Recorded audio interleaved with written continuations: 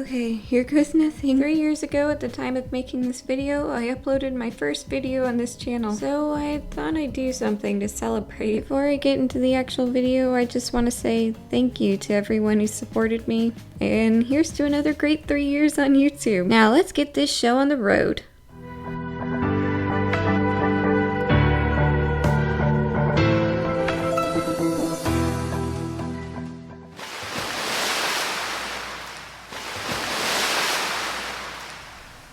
First up in our showcase is Victoria Corrigan, the main character of Dollhouse XC. She's a sweet and innocent girl who has a curiosity for all things. She takes a request from someone living in her dream that feels far too real to go stop a deity of death and destruction. Here's how she's evolved over the years.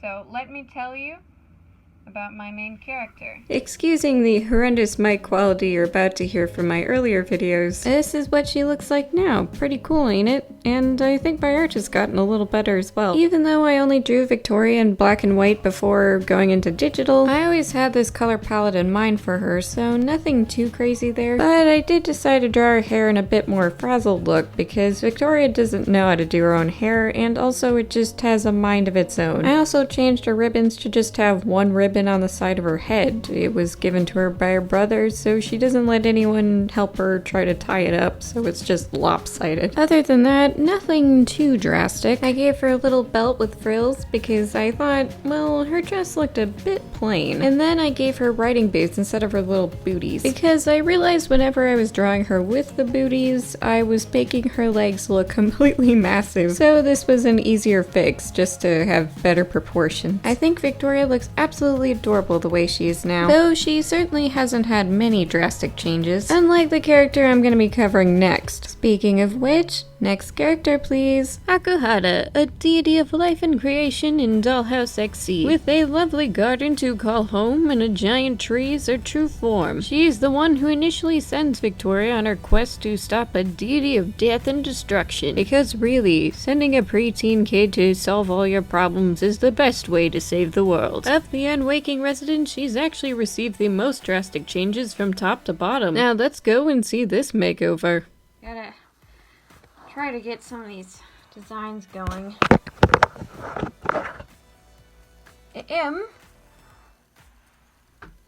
I even colored and finished inking that drawing from that original video. And I'm not going to beat around the bush here, it looks pretty ugly. I'm a bit stubborn-headed when it comes to character designs, and thus I wasn't going to give up my original concept of Hakuhara, an Arabian belly dancer fused with a bride. And after trying over and over, many times, I finally came up with this design in digital.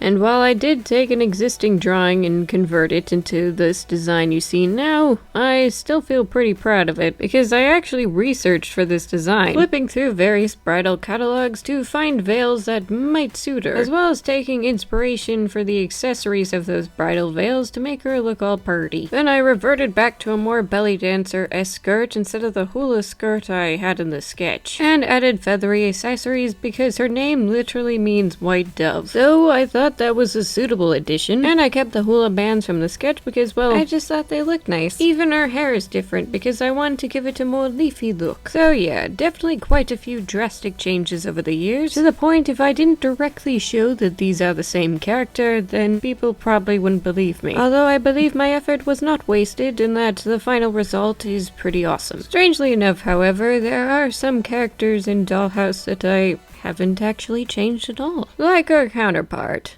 Next character! Yatakara, a deity of death and destruction. He's a man dressed like a crow who's got some serious issues about controlling his destruction abilities, decaying everything organic in his path, with only his smoke doggos to keep him company. Let's see how his brand of death has evolved. You honestly don't need to get so upset. Also, who the hell are you talking to? I can destroy you anytime I Yep, Yatsukara debuted in the same video, and like Hakuhata before him, Yatsukara's drawing was also colored from that exact same video. This is what he looks like now, and aside from detail and improving my art, his appearance hasn't changed at all. Literally, his hood is down in this, and you cannot see the red eyes because he is far away. I've at least finally given a design to his smoke doggo companions that I mentioned all the way back then. All I need to do right now for Yatsukara is to give his smoke doggos a more monstrous form, and a cute puppy-like form. This may or may not be future-proof for merch ideas. I don't know yet. But yeah, other than that, Yatsukara has been perfect the way he is since day one, draft one, and I would not have it any other way. Unfortunately, this next character, I did not have it as easy as with Yatsukara. Speaking of, next character, Robin the Mysterious Rabbit. Liaison to Hakuhata, he is quite fickle and quite mysterious, preferring to keep his emotions at bay. However, he is quite kind and protective towards young Victoria, as he accompanies her on her quest. Now let's look at how the bunny boy has leveled up. Unlike Victoria's appearance, I don't know if this is what he'll generally look like. And here's the final product from that video. I don't think this is bad by any means, but it definitely needs some work. However, as I was trying to refine the design, I realized I had quickly ran into a problem. I could only draw the design from one specific angle, and that was because of the hair. So I tried again and again, and I realized that my artistic skills were not there. So after much trial and error, I finally came up with this design. Overall, I think this design was a good compromise. By making him more colorful so that he'll stand out more, giving him fans because I thought that made him look cooler than the gauntlet I had previously, and chopping off the ends of his hair so I can draw him from more than one angle. So even though I didn't get the design I wanted, I still feel pretty good about this, because I made a really cool bunny boy warrior. Or at least I hope people think that. This next and final character, I'm glad I did not have nearly as much trouble with as I did with Robin. Before I get to that, I'd like to extend an apology to Victoria's older brother Jet, who I did introduce very early on in my YouTube career. Due to his reduced role in Victoria's part, I am saving his final design for what I hope will be a very, very adorable portrait with his little sister. Now then, time for the final character. Mara, the odd fox. A curious fox who wants to see things she has never seen before. And thus she joins Victoria and Robin on their quest because of that curiosity. But something unfriendly lurks behind it all. So let's see how this fox has transformed over the years. Righty, just gotta get this all set up. Hello, Master.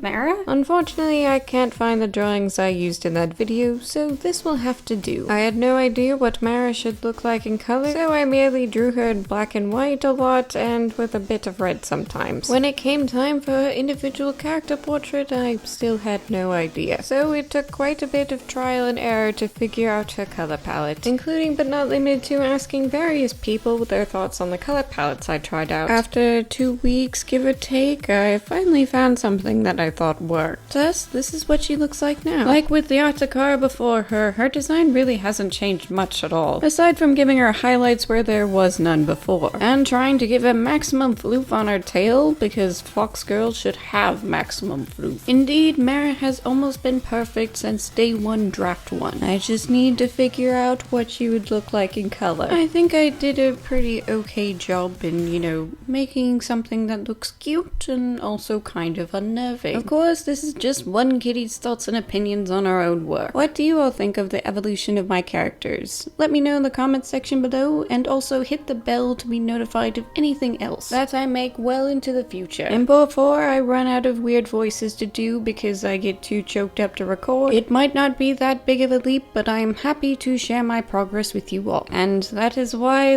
this video got made to begin with. So thank you all for watching, and Riot Kitty is signing out after 3 years.